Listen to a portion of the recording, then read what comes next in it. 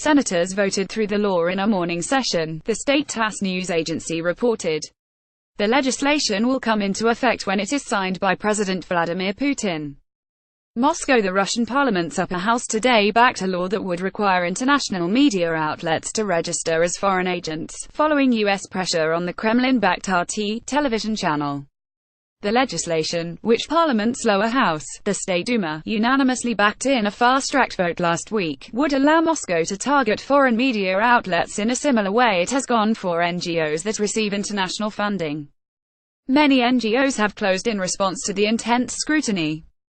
Under the new legislation, U.S. and other foreign media would have to present themselves as such on all paperwork and submit to intensive scrutiny of staffing and financing.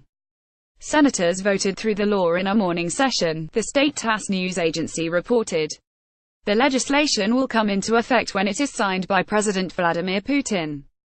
The Kremlin's Council for Human Rights had recommended the Senate reject the bill, saying it was vaguely worded and difficult to reasonably enforce. Any foreign media could be labeled a foreign agent quite arbitrarily by the Justice Ministry of the Russian Federation, the council said in a statement on Monday. Russia's Justice Ministry said last week it had already contacted the US-funded Voice of America and Radio Free Europe or Radio Liberty to inform them they might have to start labeling themselves as foreign agents. RT television, which is funded by the Kremlin to give a Russian point of view on international affairs, confirmed this month it had registered as a foreign agent in the United States, meeting a deadline from the U.S. Department of Justice.